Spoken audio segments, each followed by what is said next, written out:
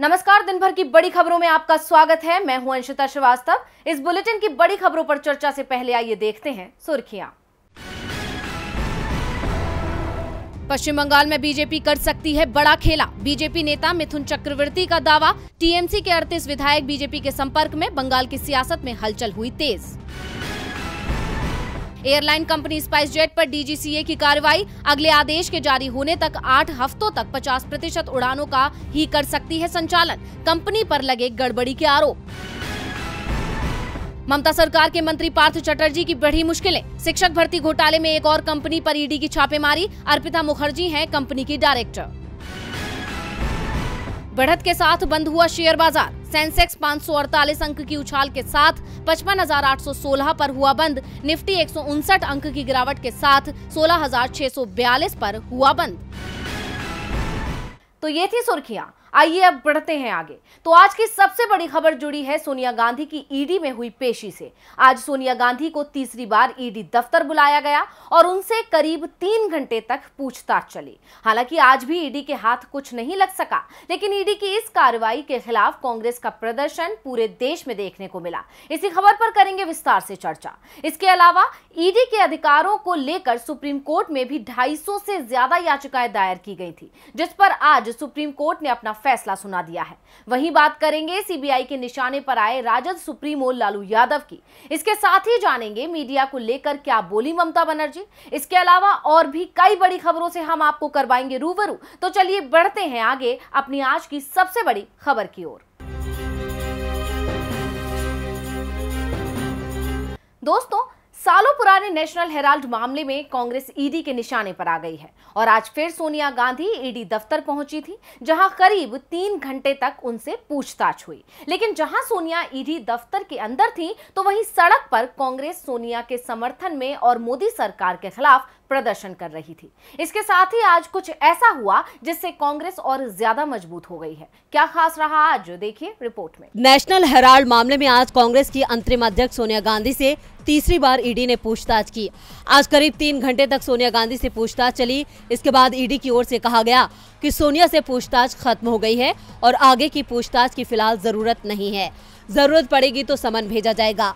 दावा किया जा रहा है कि ईडी ने 3 दिन में करीब 100 सवाल पूछे, जिनका सोनिया गांधी ने पूरे आत्मविश्वास के साथ जवाब दिया। सोनिया गांधी से पूछताछ को लेकर राजस्थान के मुख्यमंत्री अशोक गहलोत ने प्रेस कॉन्फ्रेंस कर केंद्र सरकार और ईडी पर निशाना साधा। गहलोत ने कहा कि ईडी ने देश में डर का माहौल पैदा कर दिया है। पहले राहुल गांधी को 5 दिन तक तलब कर कई घंटों तक पूछताछ की। इसके बाद सोनिया गांधी से आज तीसरी बार पूछताछ की। ये कब तक जारी रहेगा, इसका कुछ पता नहीं है। अशोक गहलोत ही नहीं बल्कि कांग्रेस के नेता गुलाम नबी आजाद ने सोनिया गांधी के बचाव में कहा कि पहले के जमाने में लड़ाई होती थी तो बादशाह की तरफ से हिदायत होती थी कि औरत पर हाथ नहीं उठाना और बीमार पर हाथ नहीं उठाना है। लेकिन ईडी सोनिया गांधी को परेशान कर रही है। उनकी तबीयत खराब है, फिर भी उनसे बार बार पूछताछ की जा रही है। ईडी कार्यालय में सोनिया गांधी के साथ सवाल जवाब चल रहे थे तो दिल्ली से लेकर पूरे देश में कांग्रेस कार्यकर्ताओं का प्रदर्शन चल रहा था। दिल्ली में पुलिस ने विजय चौक की ओर बढ़ते कांग्रेस के कई सांसदों को हिरासत में लिया। कांग्रेस मुख्यालय के बाहर तो कार्यकर्ताओं की पुलिस के साथ झड़प हो गई। इस बीच प्रियंका गांधी ने दिल्ली पुलिस की कार्रवाई पर सवाल उठाते हुए तमिलनाडु के करूर से कांग्रेस सांसद ज्योतिमणि की एक वीडियो क्लिप शेयर की। प्रियंका ने कहा, प्रधानमंत्री जी, ये सांसद जनता द्वारा चुनकर भेजे गए हैं। महंगाई, बेरोजगारी के मुद्दे पर सवाल जनता के सवाल हैं।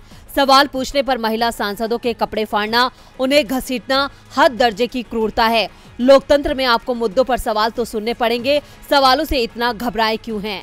कांग्रेस लगातार ईडी की कार्रवाई पर सवाल उठा रही है। देखना है कि इन सवालों का सरकार पर क्या असर पड़ेगा। ईडी ने साफ कर दिया कि अब सोनिया गांधी से पूछताछ की जरूरत नहीं है। 3 दिन तक सोनिया गांधी से सवाल हुए और सोनिया गांधी ने पूरे आत्मविश्वास के साथ ईडी के सवालों का जवाब दिया। इस बीच विपक्षी दलों के नेताओं पर चल रही ईडी की कार्रवाई को लेकर सुप्रीम कोर्ट में भी याचिकाएं दायर की गई थी, जिस पर आज कोर्ट ने बड़ा फैसला सुनाया है। तो क्या कहा कोर्ट ने, देखिए ये रिपोर्ट। नेशनल हेराल्ड से जुड़े मनी लॉन्ड्रिंग मामले में कांग्रेस अध्यक्ष सोनिया गांधी से आज फिर ईडी ने सवाल जवाब किए। इससे पहले मंगलवार को भी ईडी ने सोनिया गांधी से करीब 6 घंटे पूछताछ की। एक तरफ जहां सोनिया गांधी से ईडी की पूछताछ हुई, इस बीच आज सुप्रीम कोर्ट में विपक्ष की तरफ से दायर prevention of money laundering act के कई प्रावधानों की संवैधानिकता को चुनौती देने वाली याचिका पर सुनवाई हुई। सुनवाई के दौरान कोर्ट ने कहा कि ईडी को गिरफ्तार करने और समन भेजने का अधिकार बिल्कुल सही है। साथ ही सुप्रीम कोर्ट ने उनकी दायर याचिका को रद्द करते हुए कानून को सही बताया। कोर्ट ने कहा कि मनी लॉन्ड्रिंग एक स्वतंत्र अपराध है, उसे मूल अपराध के साथ जोड़कर ही देखने की दलील खारिज की जा रही है। कोर्ट ने ये भी कहा कि सेक्शन 5 में आरोपी के अधिकार भी संतुलित किए गए हैं। ऐसा नहीं है कि सिर्फ जांच अधिकारी को ही पूरी शक्ति दे दी गई है। कोर्ट ने फैसला सुनाते हुए सेक्शन 18 को वैध बताया, साथ ही सेक्शन 19 में हुए बदलाव को भी सही करार दिया है। सेक्शन 24 भी कानूनी तौर पर सही है। सेक्शन 44 में जोड़ी गई उपधारा भी सही बताई गई है। आपको बता दें कि दायर याचिका में पीएमएलए के कई प्रावधान कानून के खिलाफ बताए गए थे। दलीलों में ये भी कहा गया था कि गलत तरीके से पैसा कमाने का मुख्य अपराध साबित न होने पर भी पैसे को इधर उधर भेजने के आरोप में पीएमएलए का मुकदमा चलता रहता है। इसके अलावा ये भी कहा गया कि इसका इस्तेमाल गलत तरीके से किया जाता है। साथ ही ये भी कहा गया था कि कानून में अधिकारियों को मनमाने अधिकार दिए गए हैं। लेकिन सरकार ने कानून के पक्ष में अपना जवाब देते हुए कहा कि कार्रवाई से बचने के लिए इस प्रकार की याचिकाएं दायर की जा रही हैं। सुप्रीम कोर्ट ने तमाम याचिकाएं खारिज कर दी। सुप्रीम कोर्ट के इस फैसले से विपक्ष को झटका लगा है। वैसे झटका तो आज राजद सुप्रीमो लालू यादव को भी लगा, जब उनके करीबी भोला यादव को सीबीआई ने गिरफ्तार कर लिया, जिससे अब लालू यादव की भी मुश्किलें बढ़ सकती हैं। आखिर किस मामले में भोला यादव हुए गिरफ्तार, देखते हैं इस रिपोर्ट में। बिहार के सियासी गलियारों में इस वक्त सीबीआई का शोर सुनाई दे रहा है और कहा जा रहा है कि ये सब बीजेपी के इशारे पर हो रहा है। सीबीआई ने पूर्व रेल मंत्री लालू प्रसाद यादव के ओएसडी रहे भोला यादव को लैंड फॉर जॉब स्कैम में गिरफ्तार कर लिया है। भोला यादव आरजेडी सुप्रीमो लालू यादव के परिवार के काफी करीबी माने जाते हैं। वो लालू के साथ उनका साया बनकर रहते हैं। अदालत से लेकर अस्पताल तक सभी जगहों पर भोला यादव लालू के साथ नजर आए हैं। सीबीआई ने उनके पटना और दरभंगा के 4 ठिकानों पर छापेमारी भी की है। भोला यादव आरजेडी के राष्ट्रीय महासचिव हैं। उन्होंने 2015 में बहादुरपुर विधानसभा सीट से आरजेडी के टिकट पर चुनाव लड़ा था और जीत हासिल की थी। हालांकि 2020 के विधानसभा चुनाव में तो वो हायाघाट से आरजेडी के टिकट पर चुनाव लड़े थे, लेकिन जीत नहीं पाए।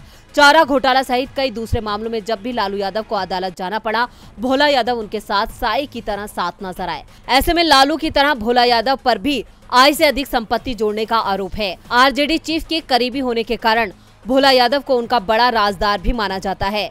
भोला यादव की नजदीकियां सिर्फ लालू यादव से नहीं बल्कि उनके पूरे परिवार से भी हैं। वो लालू के परिवार के सदस्य की तरह माने जाते हैं। पिछले लगभग 20 सालों से वो लालू के साथ हैं और उनकी पत्नी और पूर्व मुख्यमंत्री राबड़ी देवी और उनके छोटे बेटे और नेता प्रतिपक्ष तेजस्वी यादव के भी करीबी बताए जाते हैं। पिछले दिनों कंधे में फ्रैक्चर के बाद लालू यादव की तबीयत बिगड़ गई थी। उन्हें दिल्ली के एम्स में इलाज के लिए ले जाया गया। उस समय भी भोला यादव तेजस्वी के साथ लालू को लेकर दिल्ली गए थे।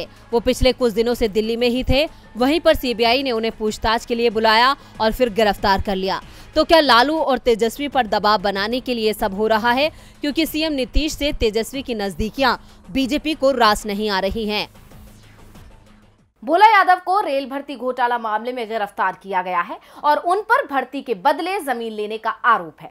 बिहार में रेल भर्ती घोटाले ने और पश्चिम बंगाल में शिक्षक भर्ती घोटाले ने हलचल मचा रखी है। और अब मामले में अपनी प्रतिक्रिया देते हुए सीएम ममता बनर्जी ने मीडिया और बीजेपी पर जमकर निशाना साधा है। क्या बोली ममता, देखेंगे रिपोर्ट में। पार्थ चटर्जी ईडी की हिरासत में है। शिक्षक भर्ती घोटाले में ईडी ने उन्हें गिरफ्तार किया है। पार्थ और उनकी करीबी सहयोगी अर्पिता मुखर्जी से भी ईडी पूछताछ कर रही है। अर्पिता के घर से ईडी ने छापेमारी के दौरान 21 करोड़ से ज्यादा रुपए बरामद किए थे। टीएमसी के एक विधायक माणिक भट्टाचार्य को भी ईडी ने समन भेजा था, जिनसे आज पूछताछ हुई। दावा किया जा रहा है कि ईडी के कुछ और नेताओं की भी गिरफ्तारी हो सकती है। ईडी की इस अति सक्रियता को लेकर ममता बनर्जी ने कहा, मैं किसी एजेंसी के खिलाफ नहीं हूं, लेकिन इसका इस्तेमाल राजनीतिक दलों को बदनाम करने के लिए नहीं होना चाहिए। आप जब बड़े संस्थान चलाते हैं तो गलतियां होती हैं। अगर किसी ने कोई गलती की है और दोषी पाए जाते हैं तो फिर उसे सजा मिलनी चाहिए, लेकिन मैं छवि खराब करने वाले के खिलाफ हूं। ममता ने मीडिया की भूमिका पर भी सवाल उठाए। उन्होंने कहा कि मीडिया कंगारू अदालत की भूमिका निभा रहा है। हम मीडिया ट्रायल के खिलाफ हैं। इतना ही नहीं, बीजेपी पर भी हमला बोलते हुए ममता ने कहा कि इस सरकार के दौर में विपक्षी नेताओं के अलावा कारोबारियों को भी जांच एजेंसियों की तरफ से टारगेट किया जा रहा है।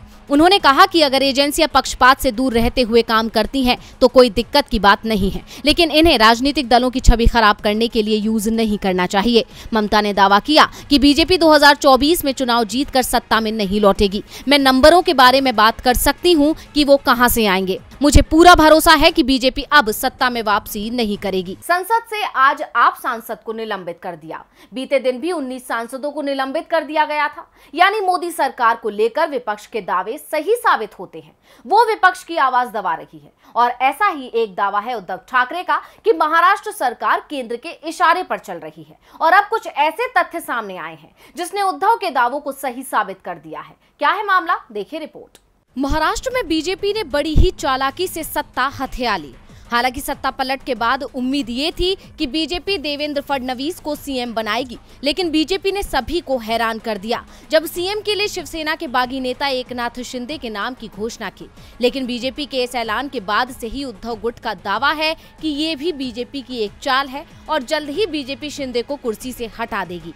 महाराष्ट्र की शिंदे सरकार को केंद्र के इशारे पर काम करना पड़ रहा है और उद्धव के ये दावे कुछ हद तक सही साबित होते दिख रहे हैं, जिसका कारण है वो फैसले जो शिंदे सरकार ने लिए हैं। दरअसल सत्ता पर काबिज होने के बाद फडणवीस और शिंदे ने 3 कैबिनेट बैठक की है और इनमें लिए गए ज्यादातर फैसलों पर बीजेपी के केंद्रीय नेतृत्व की छाप नजर आ रही है। और हर बार फैसला लेने या उसके बाद शिंदे को दिल्ली जाकर बीजेपी नेताओं से मुलाकात करनी पड़ती है और केंद्र के इशारे पर फैसले लेने पड़ रहे हैं। जैसे केंद्र के सबसे महत्वाकांक्षी बुलेट ट्रेन प्रोजेक्ट को दी गई रफ्तार, मेट्रो कारशेड प्रोजेक्ट को फिर से आरे जंगल वाली जगह पर शिफ्ट कर दिया गया, आईपीएस रश्मि शुक्ला से जुड़े फोन टैपिंग मामले को सीबीआई को सौंपने के निर्देश दिए गए, औरंगाबाद का नाम बदलने के फैसले को पहले रोका गया, फिर फैसला बदल दिया गया, केंद्र सरकार के प्रोजेक्ट्स को लागू करने का निर्देश दिया गया, ठाकरे परिवार पर शिकंजा कसने की तैयारी शुरू हो गई।